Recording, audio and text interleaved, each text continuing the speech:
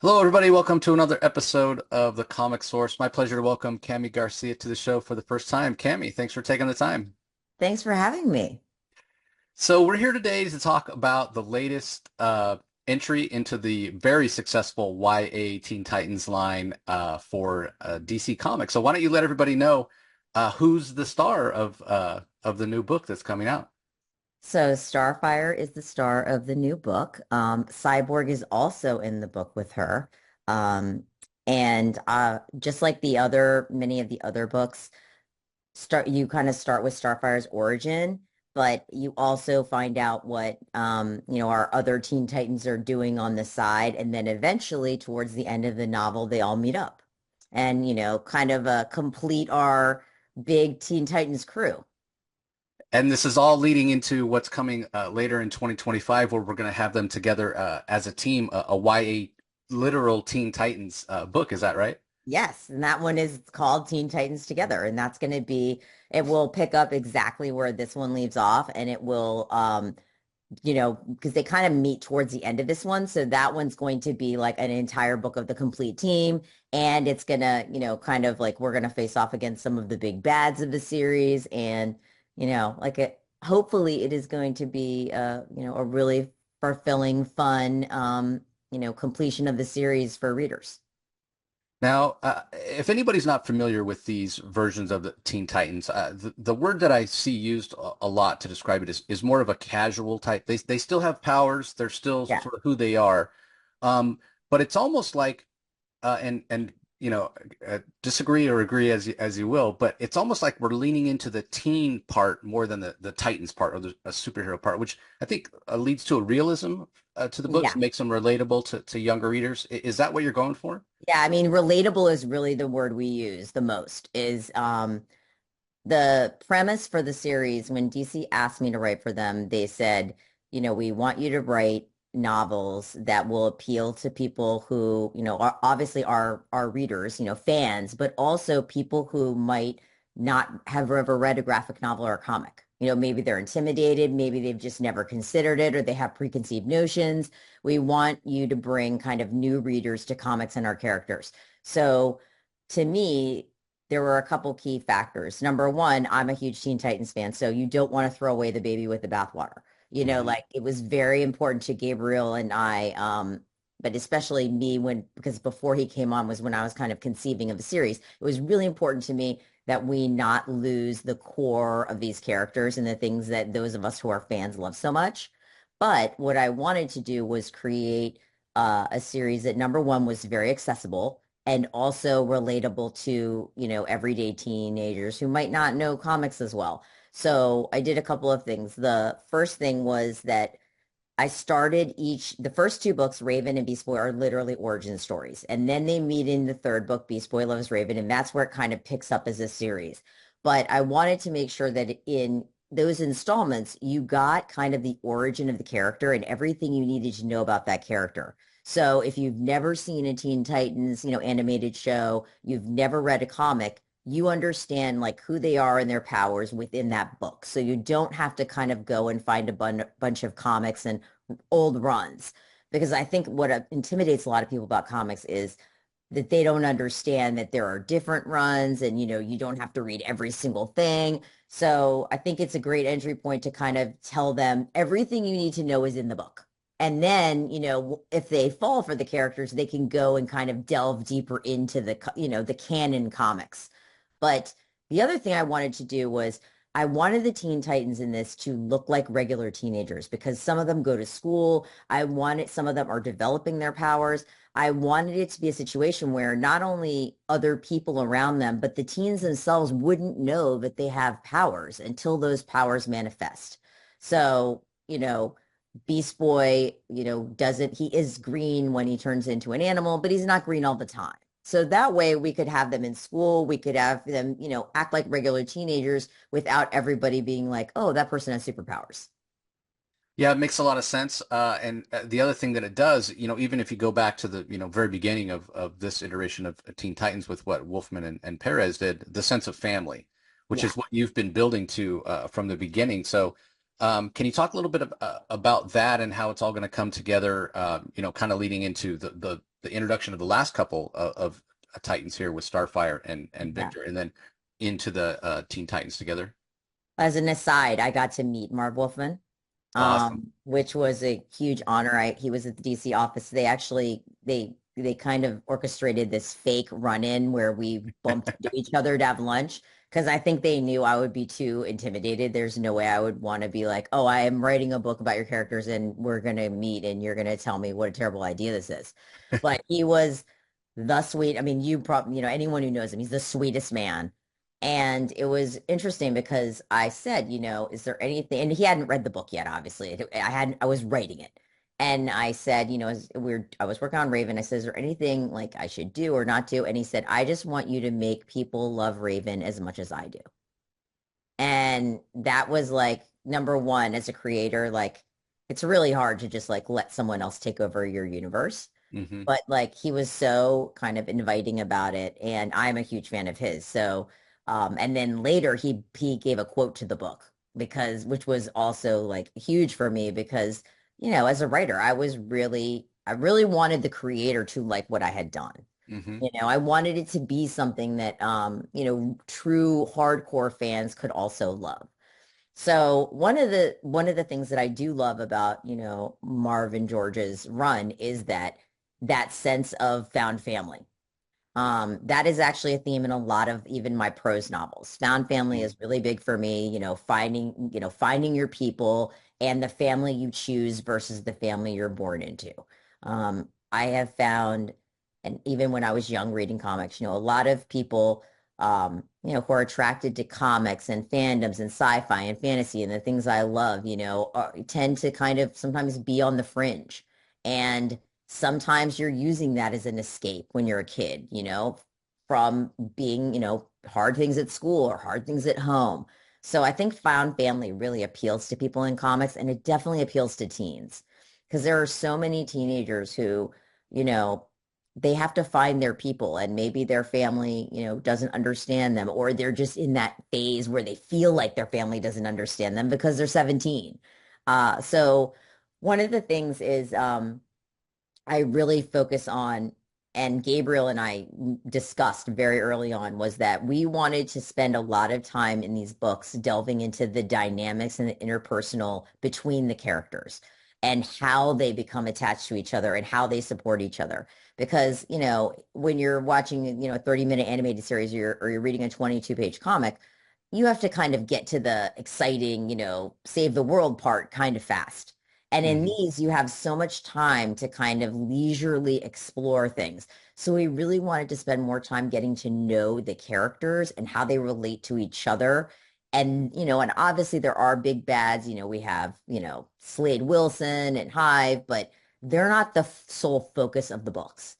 And so, throughout that, you see moments where, in Raven, the premise is she's a foster kid and, loses her mom and goes to live with her, soon to be adopted mother's sister and kind of gets a new foster sister, gets a new foster family. So it's all about like found family.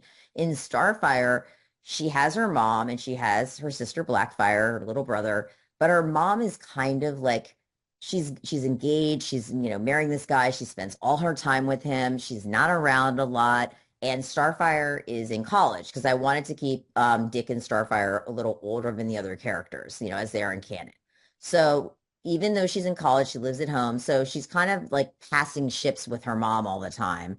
And she also has an invisible disability. She has Ehlers-Danlos syndrome, which is a connective tissue disorder, which is something that I have.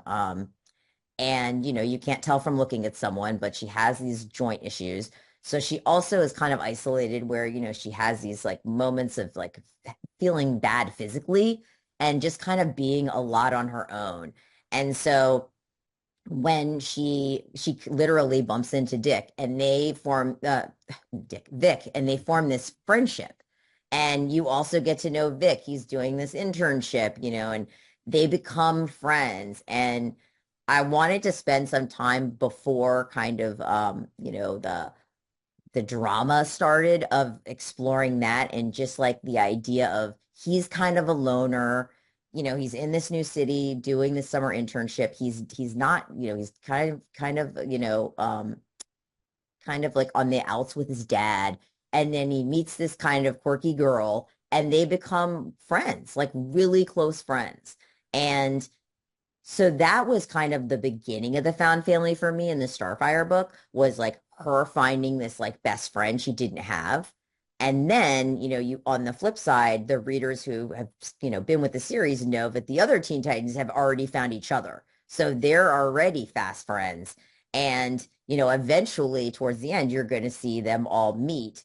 But even though they're just meeting, like it's towards the end of the book. So the beginning of six, you're also going to see a lot of the forming of and kind of solidifying of the friendship between Starfire and Vic and the other Titans. Yeah, it's really interesting.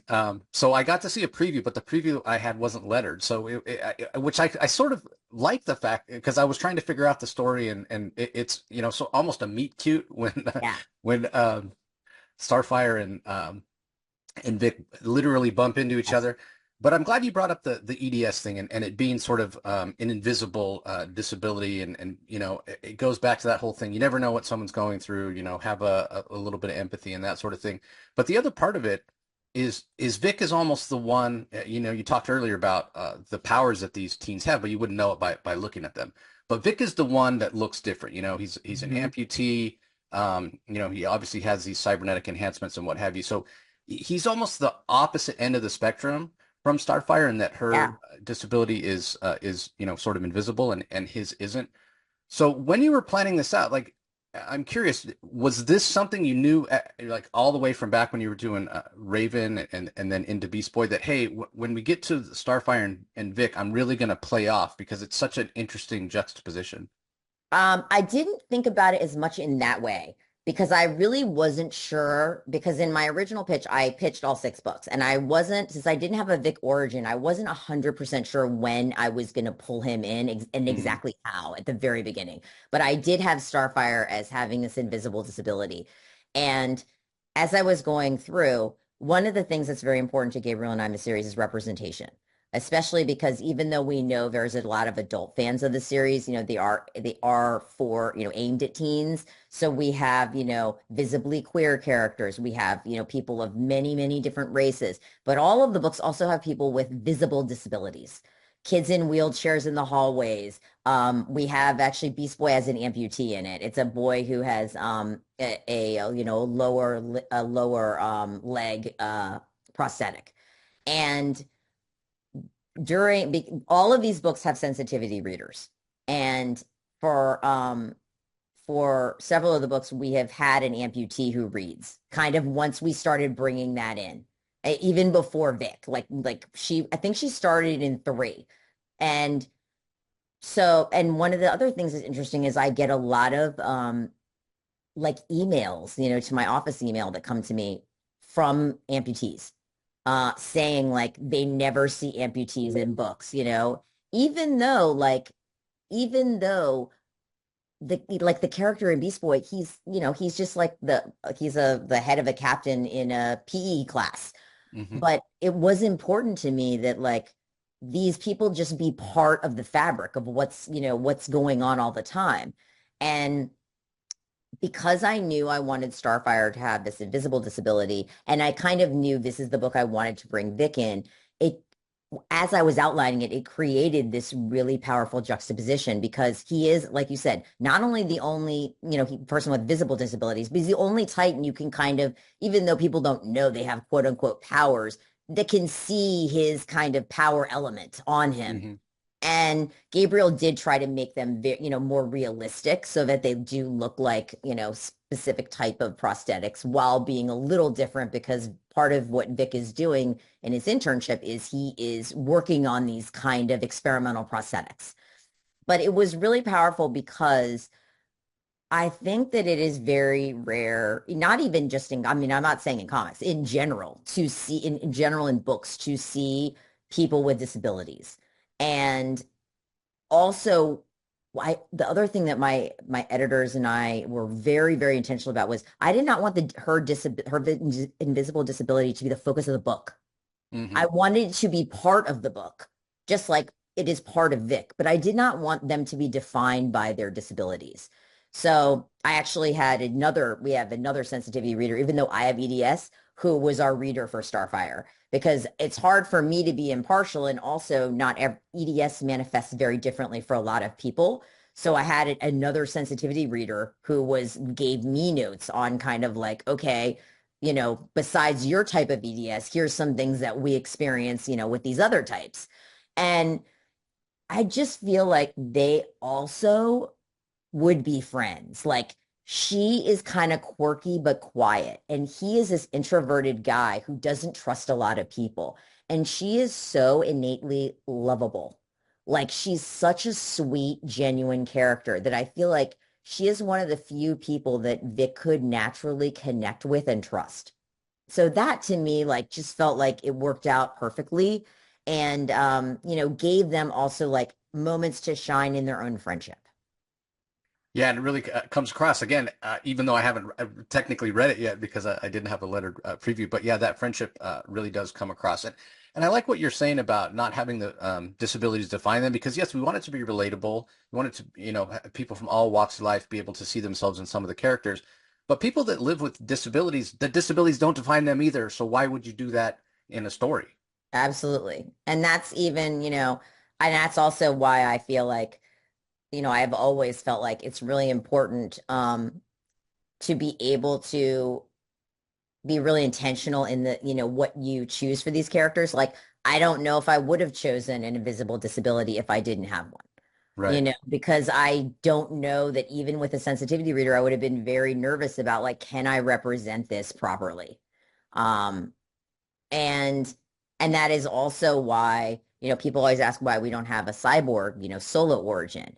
And I was very hesitant and really decided early on that I did not want to write directly from the POV of a young black man Hmm. because, like I am none of these things. Right. And so it felt much more honest to me to incorporate his story with Starfire, where she is really the POV character.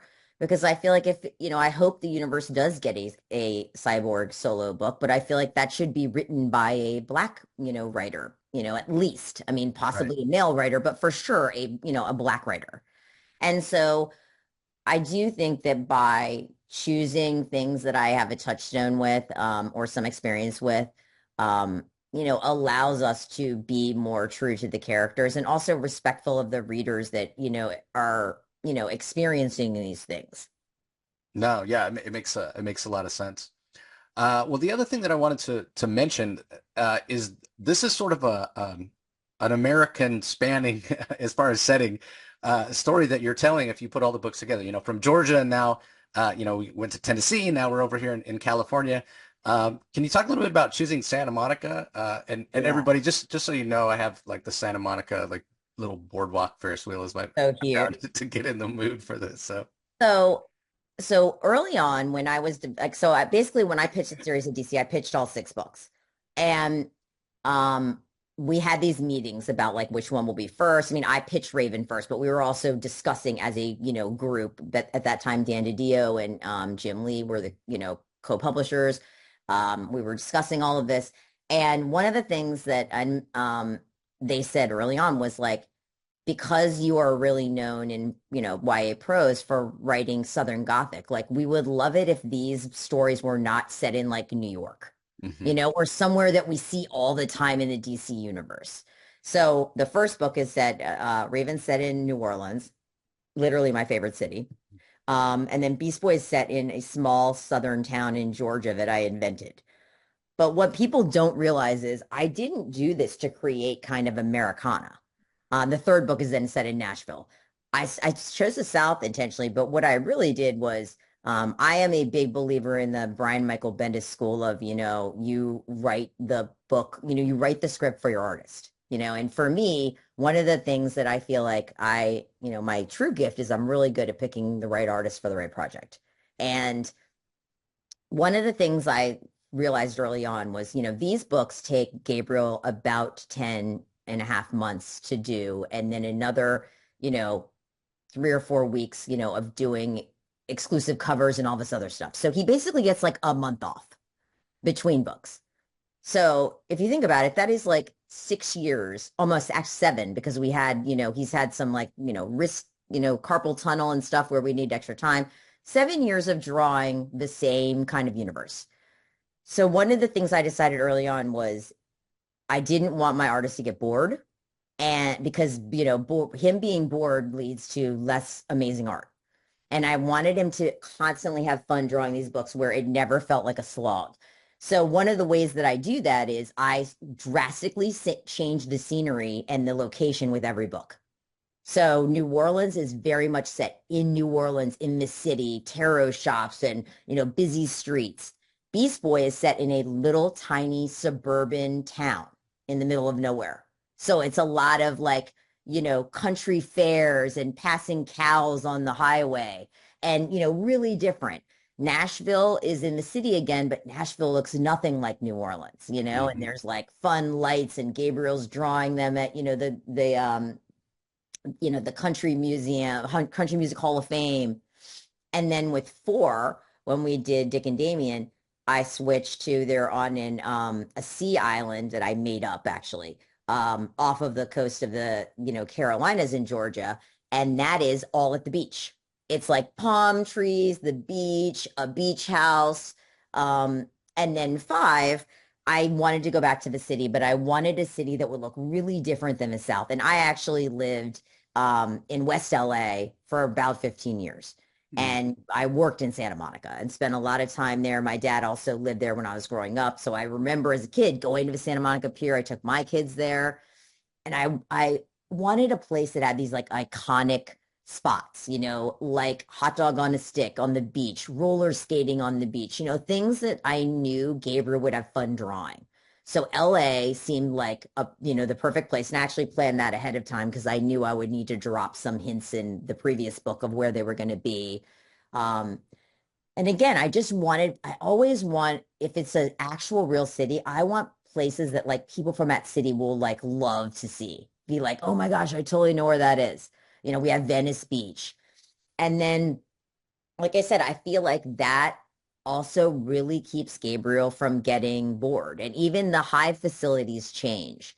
I feel like I just don't want him to be, having to draw these like the same kind of, oh, we're in, whatever, an apartment again. Like every book, it's such a long time. And the other thing that I do that's really fun is at the beginning of the project, I didn't do this with book one because, like, we were just starting to work together, but starting with book two, I would ask him, like, what are some things you would like to, like, in two, I said, like, what animals would you like to see Beast Boy become that you have drawn or haven't drawn before? And then in three, I said, what's your wish list? And what he started doing with three is he gives me this weird list of things. They're never plot points. They're like bizarre little things. Like I want to see them eating ice cream. I want to see what's inside of her bag. Like that's one of the things he said for three. I want to see what's inside her bag. And then for like Starfire, he was like, randomly, I want her to roller skate. I want to see them, eating things. So he comes up with this weird list of things that are none of them are connected. And basically during the outline, like my challenge is like, how do I fit all this stuff in? And it's tricky because sometimes he comes up with stuff that is like requires a type of scenery or a location that is not anywhere in my plan. And I have to just figure it out. So that's kind of my challenge is like, can I get every single one of his wish list items in? And so far I have. That's amazing. And Gabriel is such an interesting choice for the artist. You mentioned that being kind of your superpower, being able to match up the right artist with the right project. I mean, he wasn't really well known before doing this, and he's kind of become known, become a star. He's developed a fan base. How gratifying has it been for you as his collaborator to see his growth, both in terms of an artist and also in Yeah. terms of kind of popularity and visibility? Because Yeah. it's not that he wasn't talented before. It's just that people hadn't been exposed to it. And now we've been able to discover him and his talent, which is just amazing.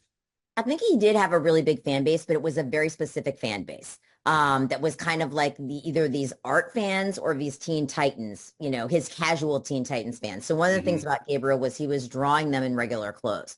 So when we were looking for an artist, I actually saw his work on Pinterest. And I said, like, this is exactly what I pitched. Like, this is perfect.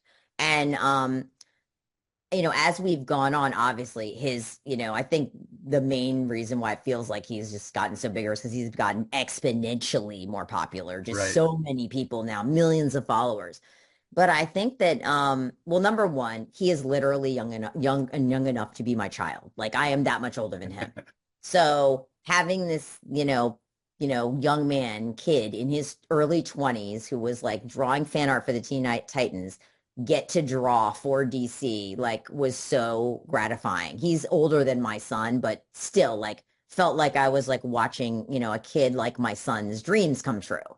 And he also just took it so seriously and really leaned into it and just, he just brought it to the mat. He brought his A game, he improved his game, he sharpened his skills, and he like with every book, like he never wants his fans or the fans of Titans to be disappointed. So it was really great to see. You often hear people be like, why do you draw fan art? It's such a waste of time, blah, blah, blah. And like, I don't believe that. And I love this story where when I go to schools and I talk to kids about these books, I can say Gabriel was a fan artist. So for all of you, and also self-taught, there's no art school in Brazil. So he now has Skillshares and stuff, but he learned from like YouTube videos. So I tell kids like, you don't have to have money. You don't have to have access to art schools or fancy degrees. Like you can start by just drawing Sailor Moon and the characters you love. And you can actually get noticed doing that. So in a way, I feel it's such a Cinderella story for budding young artists, or people that just don't have access to going to get, to art school and getting a fine arts degree. So I just love it because it just feels like such a perfect bookend. And also, I was very established and stuff. So it's really fun to see like, not everybody like this series took off with not everyone coming in like, oh, I've done this a million times before. And it was like my first graphic novel, his first, he had done professional work, but not as a comic. So it Hmm. was to me again, like sometimes you catch lightning in a bottle. And, it happened with my Beautiful Creatures novel with my best friend, like where you bring your chocolate and they bring their peanut butter and you get a Reese's. And that is really what happened with this naturally. And, those kind of pairings, I feel like are just kind of magic and you're just really lucky when it happens. And, it's difficult, like you can't really fabricate it. But part of it comes from the fact that Gabriel and I from the beginning had the same vision for these characters. This like we want them to be realistic and relatable and we want people to just fall in love with them the way we love them. Yeah, and it's worked perfectly. It's been amazing. I'm glad you used that term lightning in a bottle because it's exactly how I think about it as well. So, thank you so much for taking the time to chat with me today, Cami. It's been a real pleasure. Everybody, Teen Titans Starfire is out November 5th, so you have just a little bit of time to go out there and pick it up and pick up the previous ones too if you haven't had the chance. I'm excited for you. I envy you because you have a lot of great story ahead of you to discover. Well, thank you so much for having me.